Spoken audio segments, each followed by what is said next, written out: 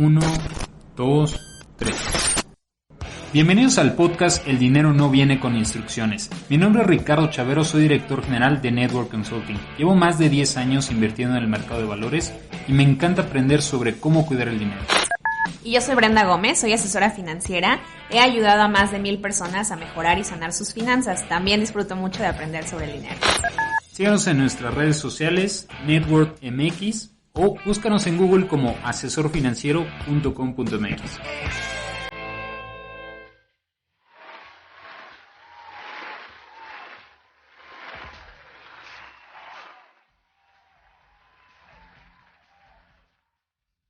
Hola, ¿qué tal? Buenas tardes, bienvenidos y bienvenidas nuevamente a un episodio más de El dinero no viene con instrucciones. Este episodio es de la serie de inversiones. El día de hoy hablaremos de fondos de inversión, así que bienvenido Ricardo para que platiquemos de este tema.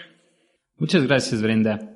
Fíjate que los fondos de inversión siempre me han parecido muy interesantes. Ahorita hablaremos qué son y demás. Pero yo recuerdo mucho que el primer acercamiento que tuve con los fondos de inversión fue con el periódico El Economista, ¿no? Tenían pues así tablas ahí eternas de fondos y venían rendimientos y tasas diarias. La verdad es que yo no entendía nada en ese momento y decía, órale, qué interesante, la gente importante ha de saber esto, ¿no? No sabía qué estaba pasando. Y después me llamó mucho la atención porque yo decía, bueno, por un lado veo que están las empresas y puedes comprar las acciones, y por otro lado hay fondos. Y en ese momento no me quedó muy claro porque decía, bueno, pues si ya sabes a cómo está la empresa, ¿qué es esa función de un fondo, ¿no? Ya después como que empecé a captar el por qué existen unos y otros.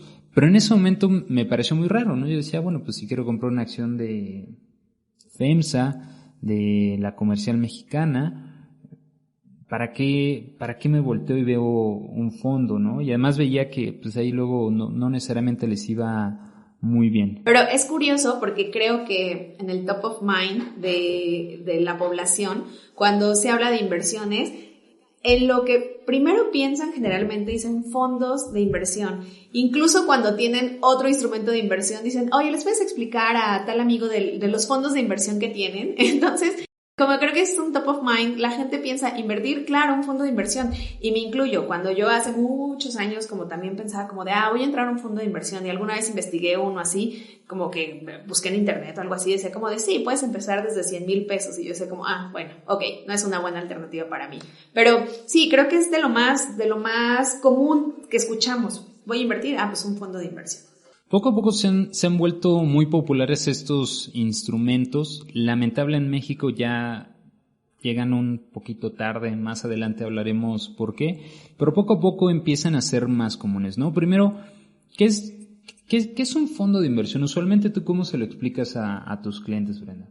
Pues son vehículos de inversión que permiten captar, invierten y administran recursos de pequeños inversionistas, pequeños y medianos inversionistas. De alguna manera le dan la oportunidad a inversionistas que no tienen un capital más grande, tal vez para hacer una inversión por sí mismos, les dan la oportunidad de que se junten entre varios y puedan justo hacer esa inversión, probablemente en instrumentos que de manera particular no lo lograrían por los montos.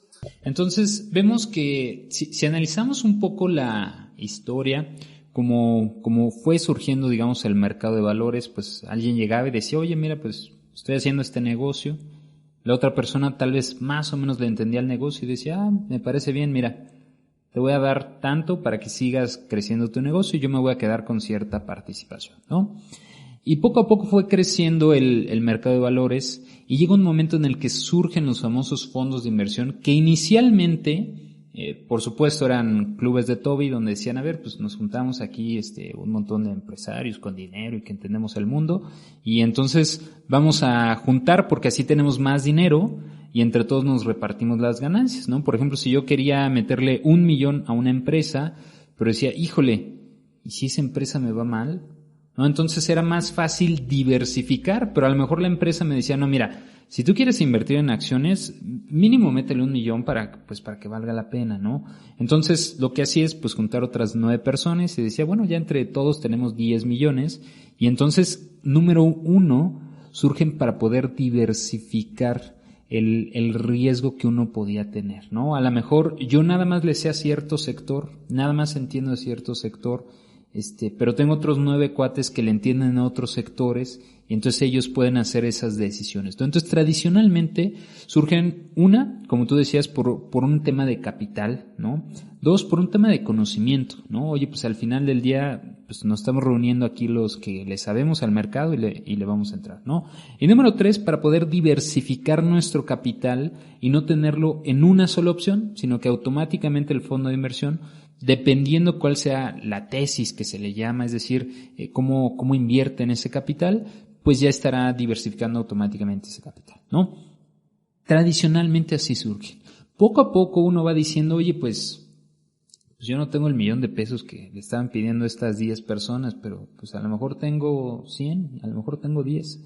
Entonces lo que deciden hacer poco a poco las instituciones financieras es decir, oye, pues es muy buena idea, vamos a democratizar un poco el tema de las inversiones y darle acceso a más personas. Pero no solamente es darle más acceso a más personas, sino que a lo mejor, si yo soy un dentista, si yo soy un doctor, si yo soy un abogado, no necesariamente tengo el tiempo de estar viendo en qué empresas invertir y cómo hacerle y cuándo, porque me dedico a otra cosa. Pero obviamente, como le hemos dicho, todos administramos dinero, ¿no? Entonces todos tenemos que tener esta facilidad de saber cómo puedo hacerle para que mi dinero crezca.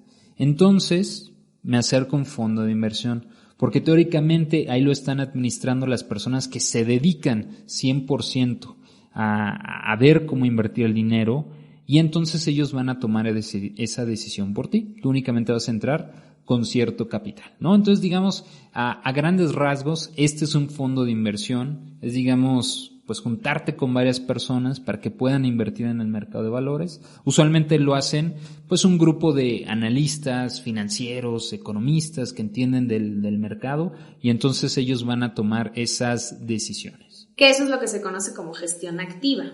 Que como tal hay personas que están tomando estas decisiones por nosotros o por quien invierta en fondos de inversión. Entonces estas personas justamente estarán tomando las decisiones que consideren adecuadas para cumplir, como siempre lo hemos dicho, con el horizonte de inversión o no necesariamente con los objetivos de los clientes, porque justo al ser comunitario, pues bueno, no se juntan los objetivos de cada uno, pero bueno, estas personas serán las encargadas de la gestión. Que bueno, ya hablaremos de eso, pero en temas de costo, pues al cliente le cuesta cada decisión que tome quien lleva la gestión del portafolio. Es correcto, no quiero ser muy técnico, pero imagínense, para cada fondo de inversión que existe en este país, por lo menos tendrían que haberse constituido 3 empresas. Una es la operadora, es decir, la que va a decidir cómo se van a estar operando. Otra es la administradora, que tiene pues todo el personal, digamos, administrativo justamente. Y otra es la distribuidora, es decir, oye, ¿y cómo va a llegar el fondo a GBM, a Actinver, a Bancomer, etcétera, ¿no? Que esa parte de arquitectura abierta es relativamente nueva en México, ¿no? Uno diría, oye, pues si voy a Bancomer y le digo, oye, a ver, échame la mano porque estoy analizando este fondo de Santander, ¿qué crees que por ley te deberían de dar el servicio? No se hace, ¿no? En la práctica, pero ya desde hace muchos años, desde el 2014 se da este cambio regulatorio donde pues se debería de dar esa apertura. Y al final del día tiene todo el sentido del mundo. Oye, si yo me dedico a administrar capital y soy Bancomer o soy Santander, pues automáticamente me estaré limitando a nada más los clientes que tiene Bancomer, ¿no? En cambio, si soy muy bueno, pues mi fondo debería de poderse administrar en cualquier institución financiera, ¿no? Y obviamente ellos ganarían, pues por estar mandando obviamente a otros, ¿no? Digamos, tradicionalmente en México pues ha crecido de una forma distinta el sector, ¿no? Pero como bien decía Brenda hace unos minutos, se le conoce como gestión activa, es decir, hay alguien que activamente está tomando esas decisiones, compra, venta, que pudiera ser diario, pudiera ser cada semana o pudiera ser cada mes que se están tomando estas decisiones. Hay muchos tipos de fondos de inversión, hay fondos que invierten en deuda, en instrumentos ya sea gubernamentales, CETES, que recuerdan hablamos en el episodio de deuda gubernamental. Puede ser que también inviertan en deuda de empresas, ¿no? Y entonces hay fondos que se dedican únicamente a deuda de empresas. Hay fondos que lo hacen en monedas o en divisas. hay fondos que lo hacen en renta variable, es decir, en el mercado accionario mexicano o en mercados internacionales, ¿no? Entonces, hay una infinidad de tipos de fondos de inversión que dependerá obviamente, como lo hemos dicho siempre, el horizonte de inversión, que tu apetito al riesgo, ¿no? Si eres agresivo, medio, conservador, ¿no? Que más adelante tenemos un episodio especial específicamente para ver qué tipo de inversionista eres, si conservador, medio agresivo, muy agresivo, etcétera, ¿no? Pero todos esos factores hay que considerar antes de decidir qué fondo de inversión deberíamos de tener y para qué nos va a servir, ¿no? Lo más importante, como decíamos, entremos al tema de, bueno, ¿y un fondo de inversión me conviene o no me conviene? Bueno, dependerá de varias cosas, pero primero empecemos con lo que decía hace unos minutos Brenda. Oye, ¿y qué tan caro es un fondo de inversión, no? Y ahí es donde la parte de la historia ya no empieza a ser tan divertida, ¿no? Como que ahí ya empieza a haber algún tema, ¿no? Empecemos por entender algo que las instituciones financieras llaman series. ¿Qué es eso? Vamos a poner el nombre de un fondo que tal vez se llame GBMF3. Ok, ¿no? Entonces es un fondo, pues, de alguna institución financiera, ¿no? Y lo que dicen, mira, yo te voy a dar una serie. ¿Qué es eso? Vamos a suponer que Brenda llega con una institución hipotética, ¿no? Que se llame GBMP, ¿no? Entonces llega esta institución y dice, oye, mira, yo te traigo este $1,000,000, ya hice mi estudio y vi que tu fondo es muy bueno. Ok, pues el año pasado dio un 8%. Ah, no, perfecto. Ok, tú que tienes $1,000,000, ¿sabes qué? Pues te voy a cobrar menos comisión. A lo mejor te cobro 1.5, 1.6, más entradas, salidas. Ok, vamos a suponer que de ese 8 tú te llevaste el 7%. Perfecto. Pero luego llego yo y digo, oye, yo no tengo $1,000,000, pero tengo $10,000. Ah, perfecto. No, mira, a ti te voy a dar otra serie. Te voy a dar una serie. ¿Y qué significa eso de serie? Que a ti te va a costar más. Es decir, en lugar de que tú te lleves el 7 que se llevó Brenda, a lo mejor a ti te van a dar el 5, el 5.5. ¿Qué quiere decir? Que dependiendo la cantidad de dinero con la que tú entres a un fondo de inversión, será la serie, que eso se traduce en cuánto te está costando. Mientras menos dinero tengas, pues obviamente te va a salir mucho más caro y así te estén prometiendo que el fondo dio un rendimiento excepcional, no necesariamente te va a dar a ganar a ti eso. Para que tengan una idea, en promedio los fondos de deuda en el país cobran alrededor del 1%, más o menos, como el 1%, ¿no? Y los fondos de renta variable, que son, pues digamos, una mina de oro para los que lo comercializan, alrededor de un 4%. Es decir, es muchísimo. Y lo que se fueron dando cuenta varios estudiosos del medio es que no necesariamente era lo más eficiente. Es decir, darle tu capital a este fondo de inversión no necesariamente terminaba ganándole a un benchmark o a un índice, que en algunas ocasiones lo hemos hablado. En el caso de México es el IPC, índice de precios y cotizaciones, en Estados Unidos es el Standard & Poor's 500, y usualmente cuando las noticias hablan de se cayó el mercado o subió el mercado, se refieren al índice del país del que están hablando, ¿no? Si hablamos de que se cayó el mercado en México, bueno, pues estaremos hablando del IPC. Si es en el caso de Estados Unidos, el Standard & Poor's 500, que no es otra cosa más que un conjunto del top de las empresas. En Estados Unidos el top 500, en México 35 empresas, ¿no? Entonces, lo que analizaron muchos es que este tema de la gestión activa, además de ser cara, costosa, pues resulta que no necesariamente te daba los mejores rendimientos, ¿no? Sino que a lo mejor, pues, si hubiéramos seguido nada más esas 500 empresas, posiblemente nos hubiera ido mejor, pero eso hablaremos más adelante de lo que se le conoce como gestión pasiva.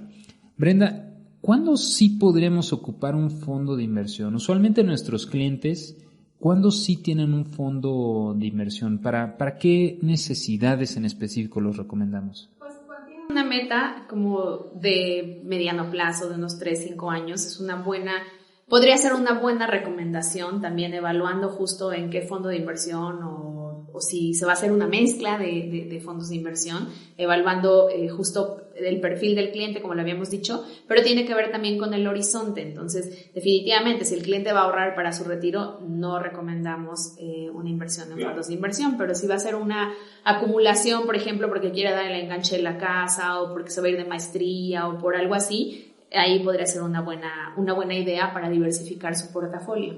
Regresando un poco al episodio anterior, Brenda, hablábamos de CETES, ¿no? Y decíamos, oye, pero es que pues está o a 28 días, o a 60, 90, o a un año. Pero ¿sabes qué? Yo ya escuché el episodio de fondo de emergencia y sí quiero que me esté dando aunque sea la inflación, pero 28 días, ¿qué tal que la emergencia la tengo en 15 días? ¿No? Entonces, recomendamos un fondo en particular para este caso que es de Nafin, que se conoce como Bondía. ¿Nos podrías platicar un poquito más de este fondo, Bren? Pues este fondo actualmente lo que está dando en temas de rendimiento está muy cercano a lo que está dando el CETE a un mes, ahorita se los confirmo, pero la ventaja de tener, bueno, no es un pero, es la ventaja realmente de tener nuestro dinero ahí, es que nos permite cumplir la función de un fondo de emergencias. Así, justo, si la emergencia la tengo hoy, pues hoy puedo disponer de mi dinero. Digo, tiene alguna restricción, como que es en días hábiles, antes de la 1, para que me caiga el mismo día, pero cumple con el requisito de que, bueno, me está salvando este ahorro de la inflación y me permite tenerlo líquido. Entonces, si la emergencia surge hoy o mañana, pues tengo la seguridad de que voy a poder utilizar ese capital. Exacto. Entonces, por ejemplo, este fondo que nosotros recomendamos, que se llama Bondía PF2, de persona física número 2, más o menos nos va a estar dando lo que nos dé el CETE a 28 días o a 30 días.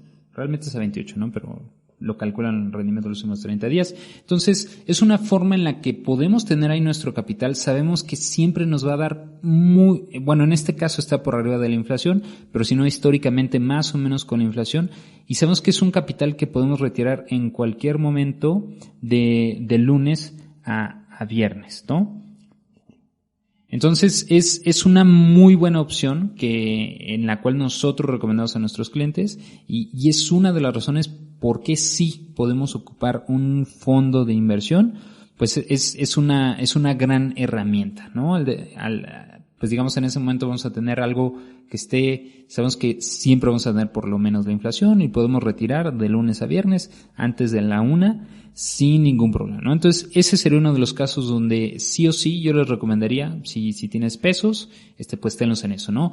Para nuestros escuchas de otros países, tratar de tener un fondo que tenga liquidez diaria, así se les conoce, en la tasa de referencia del país. En el caso de Estados Unidos, que es la tasa de la Fed, hay muchos fondos que van replicando y que también tienen liquidez diaria, aunque también ahí tenemos los famosos ETFs, que hablaremos más adelante, más eficientes, mucha más liquidez, etcétera, ¿no? Porque aquí viene un tema que hay que tener en cuenta en los famosos fondos de inversión.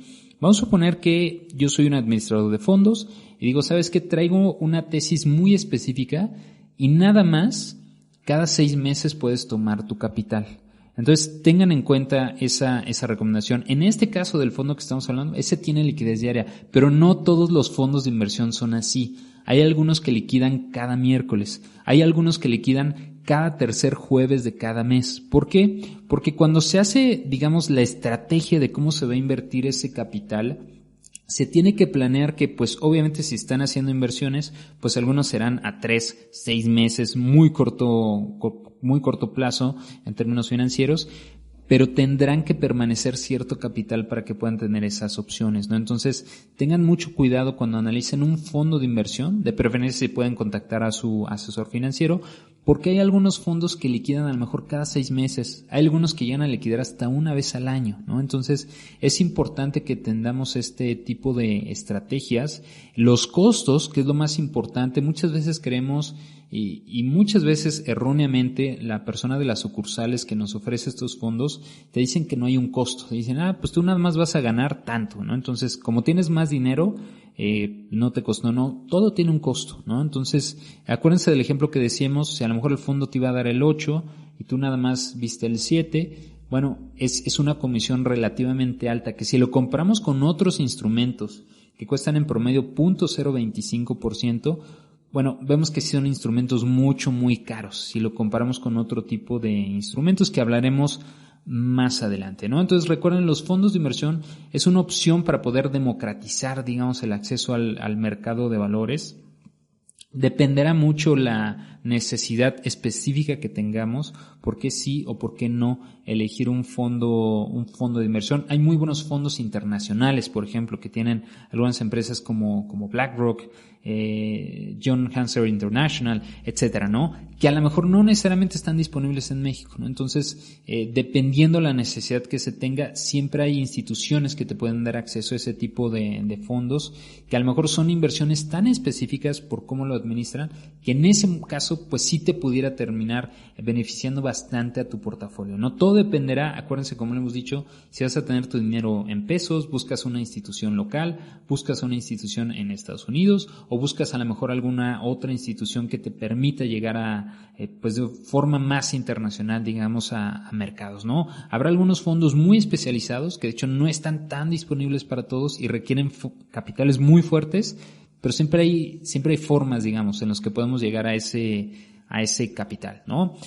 Entonces, pues bueno, resumiendo, donde no recomendaríamos fondos de inversiones como para un capital de muy corto plazo o un capital de largo plazo, y sí haríamos una recomendación como muy específica, porque el universo de alternativas financieras que un cliente puede tener es mucho mayor al que solo se nos ocurre como, pues un fondo de inversión. Entonces, definitivamente los invitamos a que se acerquen con uno de nuestros asesores para que podamos armar una planeación que les permita llegar a sus metas financieras. Recuerden que nos pueden encontrar como Networth MX o asesorfinanciero.com.mx o nuestra página web networth.mx, networth.mx. Síganos, nos vemos en la siguiente, en la serie de inversiones. Hasta la próxima.